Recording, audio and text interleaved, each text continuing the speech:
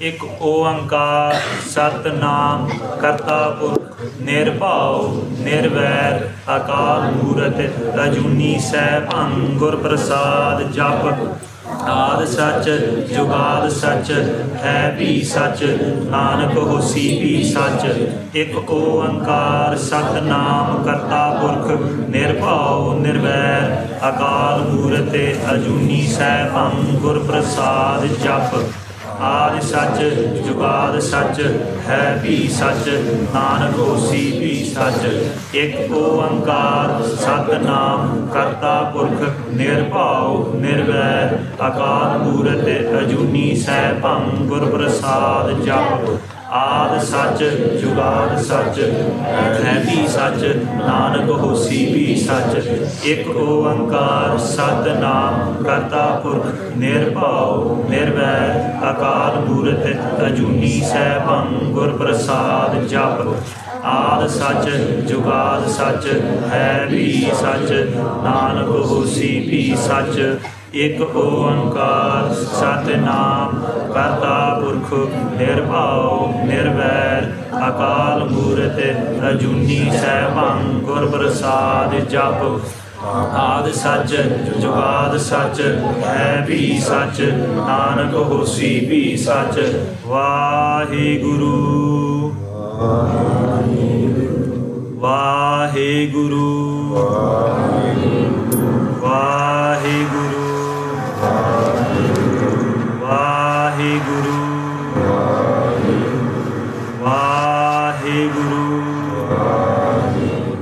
ਗਿਆਨ ਧਿਆਨ ਕਿਛ ਕਰਮ ਨ ਜਾਨਾ ਨਾਹਿਨ ਨਿਰਮਲ ਕਰਨੀ ਸਾਧ ਸੰਗਤ ਕੈ ਅੰਚਲ ਲਾਵਹੁ ਬਿਖਮ ਨਦੀ ਜਾਇ ਤਰਨੀ।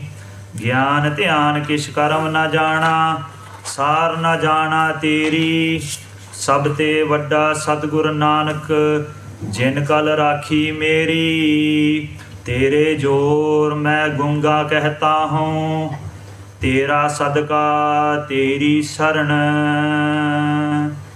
एक ओंकार सतनाम करता पुरख निरभउ निरवैर अकाल मूरत अजूनी सैभं गुर प्रसाद जप आदि सच जुगाद सच है भी सच नानक होसी भी सच। एक ओंकार। वाहिगुरु जी का खालसा वाहिगुरु जी की फतेह। पतित पावन भगत बत्सल किरपा दे खजाने जोत स्वरूप श्री गुरु ग्रंथ साहिब जी दे हजूरी विच बैठी साध संगत जी, we're all gathered here today at the start of the discourse or the translations, the Katha of Sri Guru Granth Sahib Ji, the start of Sri Guru Granth Sahib Ji, which is Japji Sahib, that part. Before we can start translating or we can start doing vichar on the meanings at the start of Japji Sahib, we have to understand a little bit about what was the point of Sri Guru Granth Sahib Ji, what was the point of Japji Sahib, what was the point of Sikhi. Waheguru, Akal Purkh, God, whichever way we want to describe them, many years, many time ago, decided that they were going to create the universe, the worlds, and create all this creation. Over that time, they sent down many prophets, many messengers, many teachers to help the people of the world attain liberation, giving that chance for them to become one with God. These are the words. I know some of you are quite young and you may have heard these words before, some of you may have not. What we're going to try and do is try and explain everything as simple as possible, but also give deep meaning, so you're obviously taking something away each time we do this. So when Waheguru sent all these messages down to the world, over time they would give the teaching of Waheguru, but at some points they may possibly not give the complete teaching, the true teaching. Guruji describes these messengers as avatars. That's the word that we generally use or generally hear in Gurbani about these messengers. They're called avatars. Avatar is like a translation of messenger of God, or God himself coming. And they have different levels, these avatars, over the time that they came to this world. You have different names for these kinds of avatars. You have like Nit avatar, Namit avatar. They started off with Ansa avatar, Avesha avatar. Each of these avatars have different levels of, if I want to use a simple word that we can understand, different levels of power, different levels of Gamai, that they came to the world and tried to take creation and help them with liberation. Over time, in the different ages, the world became full of hypocrisy. A lot more falseness was spreading about in the world. People were not necessarily following dharam or faith or completing spiritual practices. They started following the whims of the world. Maybe, as we describe when we do these classes, we describe that some people possibly became sheep. They followed society, so they were followers rather than leaders, leading themselves out of this world, becoming one with God. They became followers. And as more and more in the world left spiritual practices, a lot more people followed them and they lost their way. It became very difficult for people who wanted spirituality, for people who wanted liberation, for people who wanted to find and understand about Waheguru, about God, to practice in their daily lives. They would cry out to the Lord, Waheguru, that please, you've sent many messengers, please send us, use your power and possibly even come down yourself and help us find this liberation. At that time,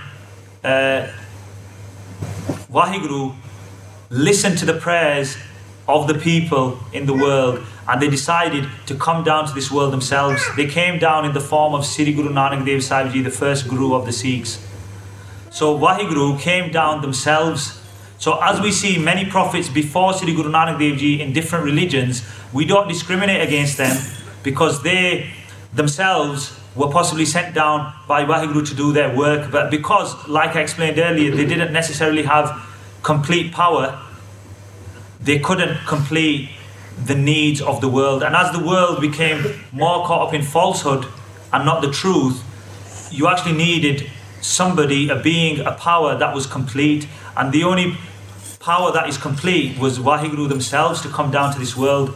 And so in Sikhi, for Sikhs, Sri Guru Nanak Dev Sahib Ji is the embodiment of Waheguru themselves. So it's God coming down to this world themselves to save humanity and save their own creation.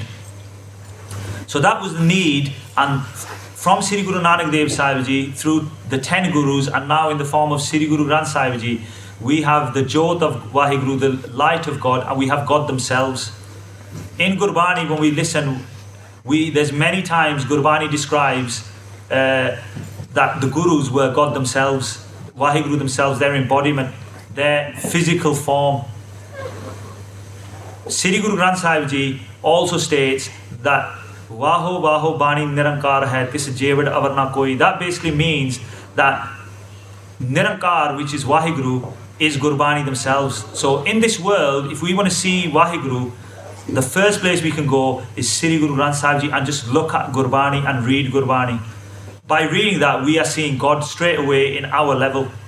And then the point of Sikhi is to develop spiritually, and so we can become, our soul can join with Waheguru again, and we can become one with God. So that was the point of Sikhi, another religion, when we had so many already other religions before Sikhi.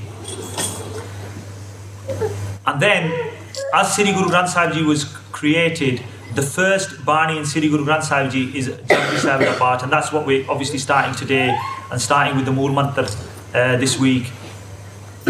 So the first part was Japji Sahib Katha. Now, the history behind Japji Sahib Katha is that we all know Sri Guru Nanak Dev Sahib Ji went on many travels. Is described, some scholars say they went on 4 travels, and some say they went on 5 travels. In our level, we generally need to just think that they went north, south, east, west, all 4 directions, as well as their own local area. They travelled the majority of the world saving humanity and giving them a chance to understand about the meaning of life and giving them a chance about liberation. On many of these occasions, they met people called Siddhs, and Siddhs are like ascetics. They lived for many, many years. They had certain practices they would do that they would feel are needed to find God. They had a lot of spiritual power. And Sri Guru Nanak Dev Sahib Ji met them when they were a young child and carried on meeting them in their different travels until Sri Guru Nanak Dev Sahib Ji was of, let's say, an old physical age. And each time, the first time Sri Guru Nanak Dev Sahib Ji met them, they tried to persuade Sri Guru Nanak Dev Sahib Ji to join them and join their practice, because they saw that Sri Guru Nanak Dev Sahib Ji was very, very spiritual. But however, Sri Guru Nanak Dev Sahib Ji, we know, is the embodiment of Waheguru, and they came to give the message to the world. And in fact, over this period, Sri Guru Nanak Dev Sahib Ji actually changed them to follow the true practice. Now, why am I telling you this? Because Japji Sahib is actually a discussion between Sri Guru Nanak Dev Sahib Ji and those Siddhs, is what they're called. And each time they went, they would have a discussion and they would have question and answer sessions with Sri Guru Nanak Dev Sahib Ji, and that is how Japji Sahib was compiled. Each time they would have a different discussion, and it wasn't necessarily that it was done in the order of Japji Sahib. So when Sri Guru Nanak Dev Sahib Ji collected all their Gurbani, and Bhai Lehna Ji, who became Sri Guru Angad Dev Sahib Ji, started staying with Sri Guru Nanak Dev Sahib Ji, there was a time when some sangat came and asked Guru Angad Dev Ji about certain practices in Sikhi. And they asked Guru Angad Dev Ji that there is such a thing called a Mala Mantar. So we know we have a Mool Mantar, we have a Gur Mantar, we have a Bij Mantar. But what is your Mala Mantar? And Sri Guru Angad Dev Sahib Ji, known as Bhai Lehna Ji at the time, didn't really understand what the Mala Mantar was. And he asked Sri Guru Nanak Dev Sahib Ji, what is our Mala Mantar? They're asking me this question. And Sri Guru Nanak Dev Sahib Ji showed Bhai Lehna Ji the discourse with the Siddhs, which was Japji Sahib, but it was in a different order. And they gave hukam to Bhai Lehna Ji to put it in the order of which we know it today, of Japji Sahib. And it was put together in that order, and that was given the name of Mala Mantar. Now, what does Mala Mantar mean? Obviously, in a lot of religions, in a lot of faiths, everybody uses a mala to remember God. It helps them concentrate. By doing one Japji Sahib part, in fact, you are completing one mala in some ways, and that's why it was given the name, the Mala Mantar. So, if we want to do Waheguru Simran and we use a mala, if we want to do Mool Mantar and we want to use a mala, if we do one Japji Sahib part, it becomes one complete mala. So it becomes a complete part. Japji Sahib itself, in this order, is what they say in Punjabi, Tika Roop, and Sri Guru Granth Sahib Ji is all of that message. So if I want to explain that in English, Japji Sahib is like a summary or a preface to Sri Guru Granth Sahib Ji, because it obviously comes before, at the start of Sri Guru Granth Sahib Ji, so we can't really call it a summary, but it's like the whole of Sri Guru Granth Sahib Ji's Gyan in one part. Now, how important is Japji Sahib part? It's the first part, and it's probably, you could say, for that reason, the most important part. So I'm just going to share with you a few sakhis about how important Japji Sahib part is and how it was in Sikh history. First of all, I want to share Sri Guru Amar Das Sahib Ji Sakhi. There's a Gurudwara, if you've been to India, at the Goindwal Sahib, that's what the Gurukar is called, and the area is called Goindwal Sahib as well. Sri Guru Amar Das Sahib Ji spent many, many years, and before Amritsar, as our main, let's say, home, that's where everybody thinks our main home for Sikhi is, because Harmandir Sahib is there. Goindwal Sahib was the centre of Sikhi for many, many years. And in that Gurudwara, there's a place where there's 84 steps that go down into what we call a Bauli Sahib. It's like a sort of steps going down to the bottom of a well. And those 84 steps have a significance, because Sri Guru Amar Das Sahib Ji said that if a Gursikh goes there, does Kesi Ishnan, and then does Ishnan at the bottom, walks to the bottom of the well, does Ishnan, does a Chubi, basically a Kesi Ishnan at the bottom, sits on the first step and does one Japji Sahib part. Then he goes back down into the well, goes to the second step, and does another Japji Sahib da Path, and continues in this way, doing 84 Japji Sahib da Path all the way to the top step. Guru Amar Das Sahib Ji said that you will gain liberation from doing that. So Japji Sahib da Path actually gives liberation in itself. That's how important it is. In the time of Sri Guru Arjan Dev Sahib Ji, our fifth Guru, there was a Sikh called Bhai Parana.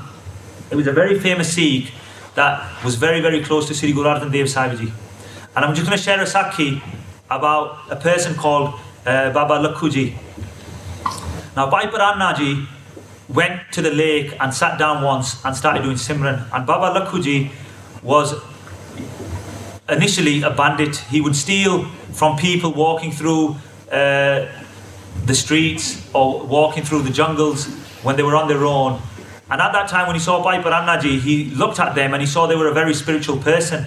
And he thought in his mind that if I go into the jungle where it's very quiet, I can steal some gold of some people, and what I would do is I would donate that gold to Bhai Parana Ji. Because he's so spiritual, if I donate him the gold, then he will bless me and it will make me even more richer. So he went into the jungle and he found some people coming through and he took all their gold off them. And because it was so quick that he didn't have to wait a long time to steal that, he went straight to Bhai Parana Ji, and instead, in his mind, he thought he'd give 10% of the gold, but he decided to give 50%. And he walked them out of their samadhi, let's say, their concentration, and he said to them, I've found this gold very quickly and I've come and I'm going to give you 50% and I want you to do an ardas for me. Just like nowadays we do ardasa and we sometimes ask the Gurdwara Granthi. So he asked Bhai Parana Ji to do an ardas for him that he would become really rich. Now Bhai Parana Ji, because he was a very spiritual person, he knew that Bhai Lakhu Ji had taken this gold by stealing. And he cursed Baba Lakhu Ji and said that you've actually stolen this gold and actually I'm going to curse you, and instead of getting rich, bad things will happen to you. And Baba Lakhu Ji became really sorry and said, I thought that I would donate it to you, so even though I'm stealing, I'm donating it to charity. And he goes, no, you shouldn't steal for no reason, even if you're giving it to charity. And Bhai Parana Ji asked Baba Lakhu Ji to give that gold back, and then he took him to Sri Guru Arjan Dev Sahib Ji. When they went to Sri Guru Arjan Dev Sahib Ji, Baba Lakhu Ji begged for forgiveness and promised to lead an honest life and became a Sikh of Sri Guru Arjan Dev Sahib Ji. So Sri Guru Arjan Dev Sahib Ji sent Bhai Lakhu Ji to Lahore, because Sri Guru Arjan Dev Sahib Ji used to live in Amritsar, and he sent him to Lahore to do Gursikhi Prachar and find people and do Prachar or preach to help them change their ways. Now, where does Japji Sahib link with this? Is Baba Lakhu Ji started doing 21 Japji Sahib parts every day. Every day he would do 21 Japji Sahib da part. And he became so spiritual that wherever he would go in Lahore, he would ask the Sikhs to read Japji Sahib da part before he would eat from them. And he would say and teach them Gurbani, teach them Japji Sahib da part, and help them memorize it so they could do it off basically from their brain without reading from a Gurkha Sahib. And he became quite an important Sikh in that time in Lahore and helped Sikhs learn Gurbani. One time, another Sikh came from Lahore to see Sri Guru Arjan Dev Sahib Ji, and he used to make bricks. And he asked Sri Guru Arjan Dev Sahib Ji to bless him, and he was going to make loads of bricks in a kiln, and he wanted to sell them, and he borrowed a lot of money to make these. So he came to Sri Guru Arjan Dev Sahib Ji and said, please do ardas for me that I've borrowed all this money, that hopefully when I make these bricks I can sell them and hopefully I can make some profit on them, because he was a poor Sikh. Sri Guru Arjan Dev Sahib Ji said that when you go back to Lahore, what you need to do is feed all the Sikhs, call all the Sikhs, do a program in your house, just like we may possibly do nowadays, and give langar to all the Sikhs that are there, and don't worry about it, your bricks will become strong when you make them in your kiln, because obviously when you're making a brick they have to become solid. If they stay kache or soft, then they won't be strong enough obviously to build a house or build a wall.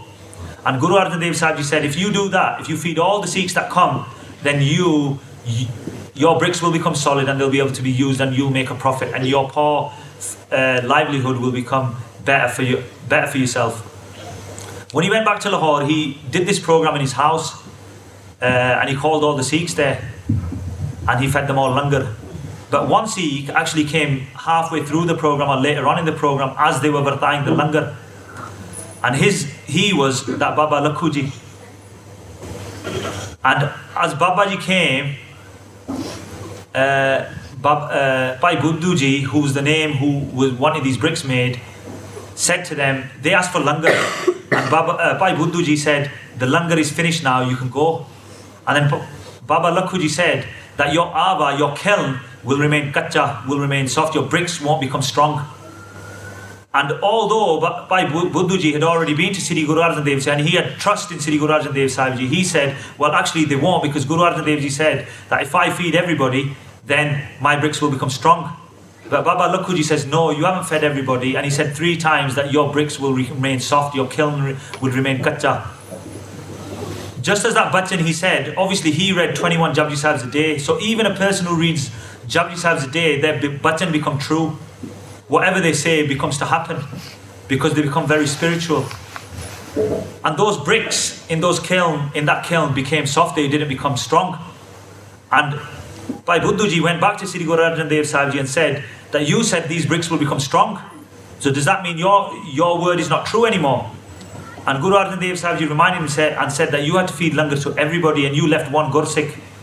And he is a Nityanemi Gursikh, he does 21 Japji Sahibs a day. And by doing those 21 Japji Sahibs, I can't turn whatever he has said.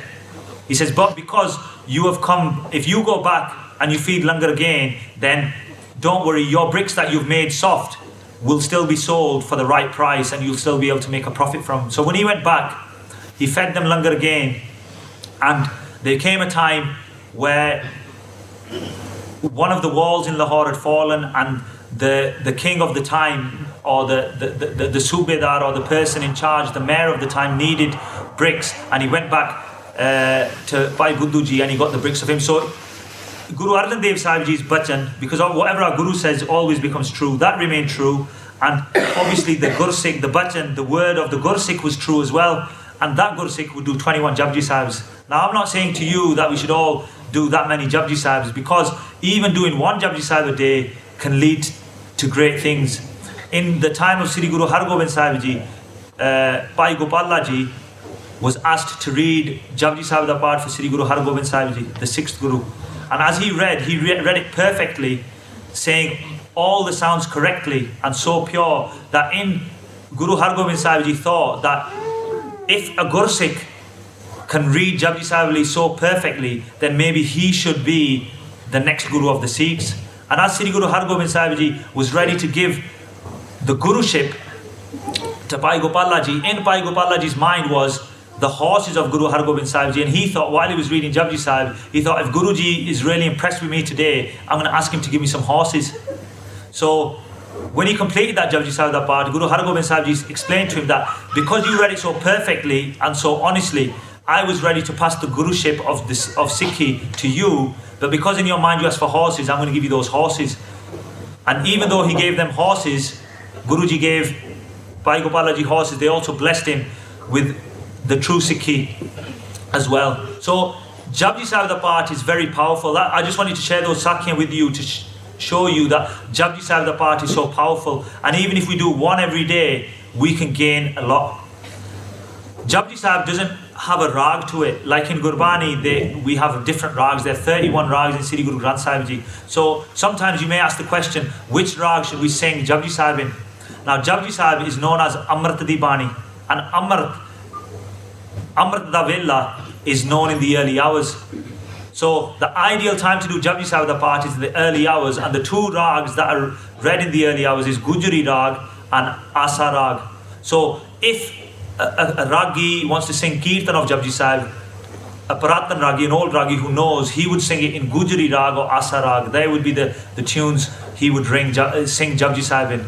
Now Gujari Rag, I personally am not a Ragi, so a Ragi would know, but to me, I understand that Gujari Rag is to do with thoughtfulness and thinking and contemplation.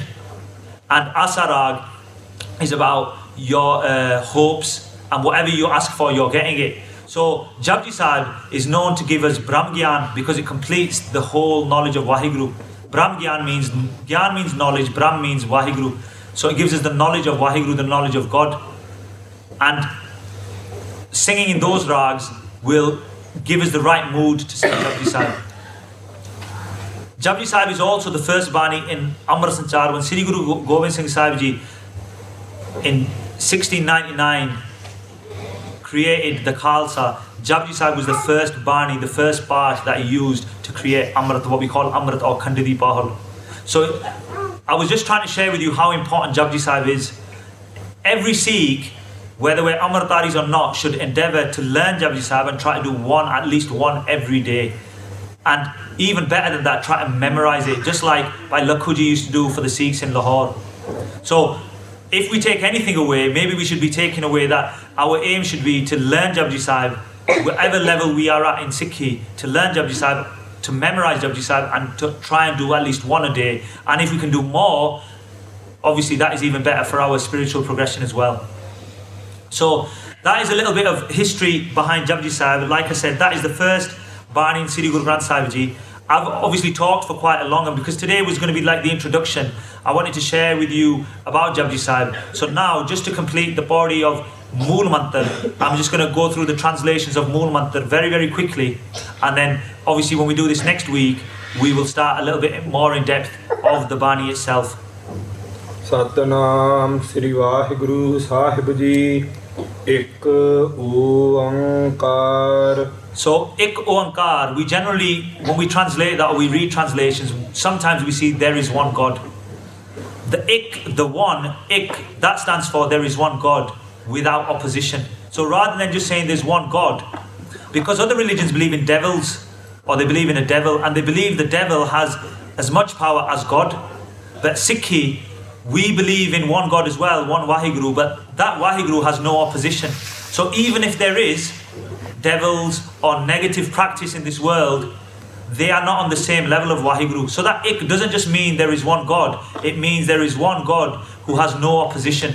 There's nobody, no being, no thing, nothing absolutely on the level of Waheguru, on the level of Sri Guru Granth Sahib Ji, on the level of the Gurus, because obviously the Gurus are the embodiment of Waheguru. So there's nothing on that level. And Oankar, the word Oankar means creation, means there is one God without opposition who created everything that we can imagine and that even we can't imagine. Oankar is can be split into three, because if you're a creator, to create something, you've got to then help that thing, what you've created, and then you've obviously got to destroy that thing. Now, destroying doesn't mean in a sort of negative way that it's maybe murdered or something like that. Basically, life comes to an end. People die. So if you're a creator, you have to have those qualities as well. And God, the word God itself describes that, because G stands for giver, giver of life. O stands for organizer, organizing our life. And D stands for deliverer, not necessarily destroyer, deliverer, because delivering us back, becoming one with God. So that's what God actually means, those three letters of God. And that's what Oankar means. We say that word Oankar, some people say Onkar or Yonkar or Ekamkar, but that's wrong. It's described as Oankar, it's 3 syllables. And again, like I said, it's the giver of life. Oankar means the organizer of life and the deliverer of life. So there is one God, he has no opposition, nobody on that level, and Oankar is the creator, the organizer and the deliverer of all that life. Satnam. So Satnam means true is his name. That's how we see it. But if we split that up further, or we take that deeper, if his name is true, then he must be true. So Waheguru himself is true. If we split up Satnam, Sat means Nas to Rahet. What that means is you cannot destroy, you cannot finish. And Naam means it's famous for. Because Naam, if you've got a famous name, that's what Naam means, Prasiddh. So Sat means you cannot destroy. It means truth, but it doesn't mean truth as in like speaking honestly, because if we think about what true, something which is truth means, we as people can't be described as truth, because one day we're going to die and either we get buried or we get cremated, so we finish. So in a descriptive form we are false. However, because God is forever, God is the only thing that is true, and Naam means that God is famous for being the only thing that is true. So Satnam, as well as mean true is his name, it means that God, deeper means that God won't ever finish. God is true and he's famous for being true. Karta Purkh.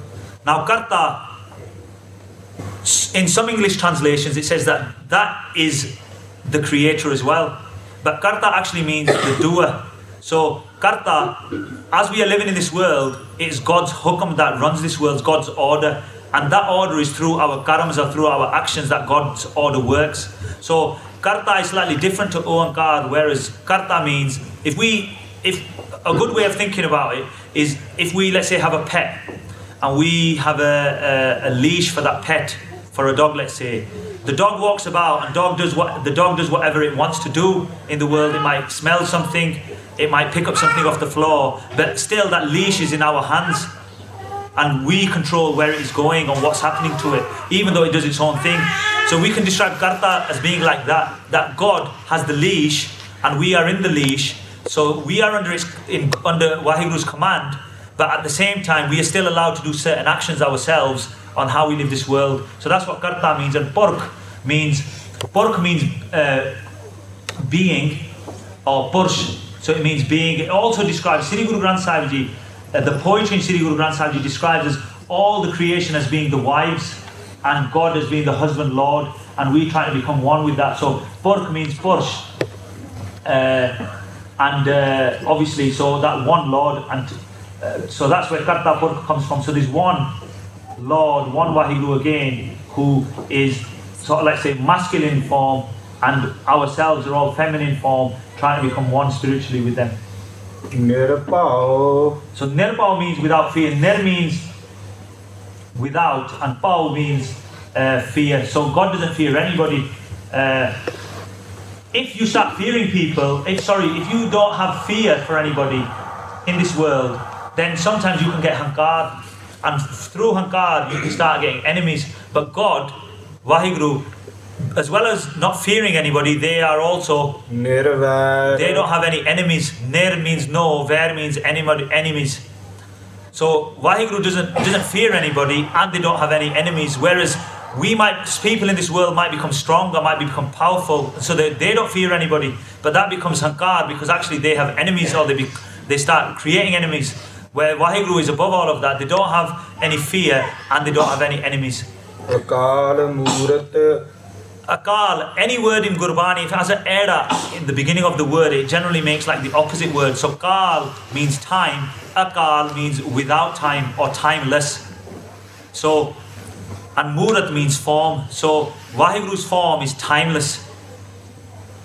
Kal also means that you can finish something else. We are in time because, again, at the end of our time, we are going to finish. Our bodies are going to finish. But Akal means that doesn't ever finish. And Murat, if you want to take it spiritually further, Mu can mean me, Rat means prem. So my love is to Akal, Waheguru. So when we read that, every time we read the Mool Mantar, Akal Murat, we could read that Murat, Mu, my, Rat, my love is to Akal, is to the timeless being, Waheguru. Ajuni. Now, Ajuni, again, this has a word with an era at the front. So Juni means births and deaths. Ajuni means outside of births and deaths. So Waheguru isn't born and doesn't die. Now, a question that might arise is, if Waheguru isn't born and Waheguru doesn't die, and I've just said earlier, I've constantly said that the Gurus are the embodiment of Waheguru, how can Waheguru then be a body? Because surely the Gurus must have been born and surely they must have died. And you can be asked this question out in the world, and actually other people in interfaith discussions ask this question. The answer to this question is, in the Janam Sakhiya is described that when Sri Guru Nanak Dev Sahib Ji came to this world, although their mother had the baby in their womb for 9 months, as they say, when the body, let's say, of Sri Guru Nanak Dev Sahib Ji was born, so the body was born, but Sri Guru Nanak Dev Sahib Ji themselves, the Jodh, didn't go into that body until it was actually born. So that light and that spark came afterwards. So technically, Sri Guru Nanak Dev Sahib Ji and all the Gurus weren't born. And then when we say, what about, well, did they die? Well, the Sakhi with Sri Guru Nanak Dev Sahib Ji, when they were about to leave this world, the followers from the Hindu background asked, to say, well, we want to cremate your body, and the followers from the Islamic background wanted to bury the body. And Sri Guru Nanak Dev Sahib Ji said, if you leave your flowers at the side, I'm going to lay down and I'm going to put a chadar over myself, and when you come back in the morning, whosever flowers blooms, you can do that with my body. But when the sangat came back in the morning, there was no body there. So the body had, the word we use in Punjabi is alope, the body had gone back to its home, back to Sachkhand, and both sides of the flowers bloomed. So the point I'm getting at, that technically Guru Nanak Dev Sahib Ji never died, and all the gurus, even though some of our gurus' bodies were cremated, they actually, their jodh had left the body before that cremation. Like Sri Guru Har Gobind Sahib Ji was cremated at Patalpuri, there's a Gurdwara Sahib at Kirtpur Sahib, and generally we go and take our ashes of Sikhs, go and they are placed in that river at that point. So technically the gurus were not born, and they didn't technically die, because their jodh arrived after the body came, and they left, the jodh left before the body left. So technically they weren't born and they didn't die. And just taking the message from that Sakhi, because both flowers bloomed, Sri Guru Nanak Dev Sahib Ji came for all of humanity. They didn't just come for the Hindus, they didn't come for the Muslims. They're not necessarily just here for the Sikhs, they're here for all of humanity, and to deliver all of humanity, because they are the form of Waheguru themselves. Sepang. Now, Sepang means a way to describe it is they are their own energy source. Now, for instance, if we don't eat or we don't drink water, we will die. So we need food for energy. That light source has battery power and it has energy to give that light. But Waheguru's energy source is themselves. They're self-illuminated. Their light is from themselves. They don't have an energy source, because if they had an energy source, then they wouldn't be just one. They'd be somebody higher than them. But because there's nobody higher than them, they are their own energy source, and therefore they are Sepang. Gur Prasad. Now, Gur Prasad, to realize Waheguru, you need the blessings of the true Guru. Prasad meaning blessings, Guru meaning Guru. The true Guru in this age is Sri Guru Granth Sahib Ji. So without the blessings of Sri Guru Granth Sahib Ji, we can't become one with Waheguru. Now, if we wanted to take that further, Gur is described as Chetan Sarup. Chetan means alive. So Gur means alive and a light. Now, if we take our Guru further, Gu means darkness, Ru means light. So the Guru takes us from the darkness to the lightness. Now what darkness and what lightness is that? That darkness is the darkness of not knowing about Waheguru, to the lightness of having the knowledge of Waheguru, i.e. becoming one with God. Because to only have true knowledge is when you are part of Waheguru, when you have become one with God. So the Guru is that Chetan Swarup that can do that for us. And Prasad is Anand Swarup. Anand means bless or bliss. And so Guruji can only give us that bliss and give us that blessing. So Gur Prasad, Guruji takes us without the blessings of the true Guru, who takes us from no knowledge of Waheguru to the knowledge of Waheguru, i.e. takes us becoming one with Waheguru. We can only do that with Guruji's blessings. Jap.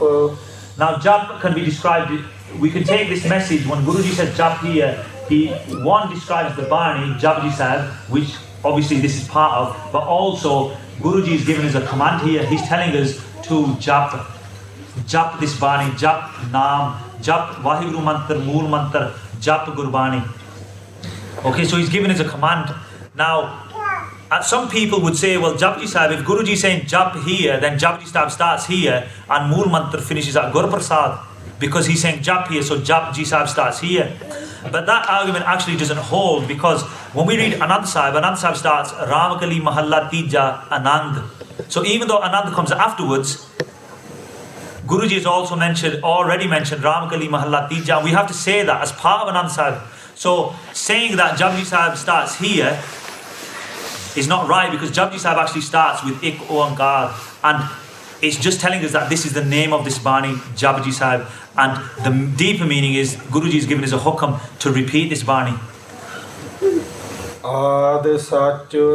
So when Sri Guru Nanak Dev Sahib Ji went to Sachkhand, and they went into the river for 3 days, and only Bibi Nanaki, known as the first Sikh, because she's the only one who had the full trust in Sri Guru Nanak Dev Sahib Ji, that he hadn't died. When Sri Guru Nanak Dev Sahib Ji went to Sachkhand, when he reached Waheguru, Guru Nanak, Akal Purkh Waheguru repeated Ek Oankar to Gur Prasad, and Sri Guru Nanak Dev Sahib Ji out of their mouth recited Jap to Nanak Hosi Bhi Sach, and that was the Mool Mantar that Sri Guru Nanak Dev Sahib Ji brought to us. Now what does Ada Sach mean? The world, creation, God created in 4 ages: Satyug, Treta, Dwapar and Kaljug. Kaljug is in the time that we are in now. And those ages come in that cycle of 4 and then they start over again and they continue going. That's how God has created this creation. Now, this bit that Sri Guru Nanak Dev Sahib Ji is describing, that Ada Sach, before all of these ages, Waheguru was Sach, Waheguru was true. Because, as I said earlier, that Waheguru is Sat, is already true. Well, we could say, well, they might only be true now. So Guru Nanak Dev Sahib Ji had to describe that Waheguru Ji is Ada Sach. They were true before all this age, before the system of creation even started. Waheguru was true then. Jugad Sach. When the system of the ages started, Jug Ad, Ad means at the start, Jug, when the system of the Jugs started, at the start of that system, Waheguru was true there. Happy Sach. They are happy Sach, they are true now. Nanak Hosi Bhi Sach. And Sadguru Sri Guru Nanak Dev Sahib Ji is telling us that they are Hosi Bhi Sach, they will be true forevermore. So Waheguru Ji is true forever. Even if this universe is collapsed and finishes, Waheguru will still be there and they will still be true. Now, like I was saying earlier, true can be described, if something is false, it finishes. Only something that is really true lasts forever and ever, infinitely, and obviously Waheguru is true. Now, just to complete that point about Mool Mantar, this completes the Mool Mantar and the first, the belly body, or sometimes we say the belly body, the job, and we have a 1 here. Now, historically, also we know it's Mool Mantar because there is a chakkar of Baba Deep Singh Ji at Akal Takht Sahib. And Akal Takht Sahib, when they show you the Shastra on the evening of Sri Guru Har Gobind Sahib Ji and famous Gursikhs, there's a chakkar of Baba Deep Singh Ji, and Mool Mantar up to this point is written on that chakkar. At the doorway, when you go to Harmandir Sahib, so we all go to Gurdwara in India, but it's sometimes very good to observe and see things because we can learn a lot through our observations and finding out why things are there. As we enter Harmandir Sahib, the actual Gurdwara itself, after we've crossed over the Sarovar, on the top of the door, Mool Mantar up until this point is written there as well, and it's been written there for many, obviously years, over hundreds of years now, and that shows that this is Mool Mantar. So what we've done today, I've tried to share with you the importance of Japji Sahib through those sakhis at the start. I've gone through obviously slight discussion and slight translation of the Mool Mantar of Japji Sahib, and next time obviously we'll continue Japji Sahib through this. Hopefully, we can take something away every week. So this week, let's take away that if Japji Sahib is so important that maybe we should make an effort, if we don't know it already, to try to learn it. We've got Santhya classes that are going to start straight after the Sikh Inspiration class from around 8 o'clock onwards. If we already know it, maybe we should start reading it. If we already read it, maybe we should start trying to memorize it. And if we already memorize it, maybe we should increase the number of times we read it to become closer to God. So hopefully today we can take something like that away from us. Taking one step towards Guruji, Guruji will make 100,000 steps back towards you. If I've said anything wrong or if I've said anything to offend anybody, I apologize. You are the sangat of Sri Guru Granth Sahib Ji. You can forgive and Guruji can forgive, and hopefully every time we do this every week, not only you but we can all learn something, we can share sakhiyan and we can take something away and hopefully make our lives better to become one with Waheguru Ji. Deho sajjan siis chidya jo hova sahib sumer. That means I'm asking you, the Saad Sangat, to bless me and bless all of us that we can all become one with Waheguru. So at the end of doing Katha, I'm just going to explain it this week, we read the last 2 lines again out of respect. However, this week we're going to all read the Mool Mantar, say Fateh, and then obviously the Sikh Inspiration class will continue where we'll go into our groups, and some groups will have the chance to have any questions on the Katha that we've done, or they may have obviously their things that they're going to be planned this week. So usually we would read the last 2 lines again, but today because we've done the Mool Mantar, we're going to all read together the Mool Mantar before we say Fateh. ਇੱਕ ਓੰਕਾਰ ਸਤਨਾਮ ਕਰਤਾ ਪੁਰਖ ਨਿਰਭਉ ਨਿਰਵੈਰ ਅਕਾਲ ਮੂਰਤ ਅਜੂਨੀ ਸੈਭੰ ਗੁਰ ਪ੍ਰਸਾਦ ਜਪੁ ਆਦਿ ਸੱਚ ਜੁਗਾਦਿ ਸੱਚ ਹੈ ਵੀ ਸੱਚ ਨਾਨਕ ਹੋਸੀ ਵੀ ਸੱਚ। ਵਾਹਿਗੁਰੂ ਜੀ ਕਾ ਖਾਲਸਾ ਵਾਹਿਗੁਰੂ ਜੀ ਕੀ ਫਤਿਹ।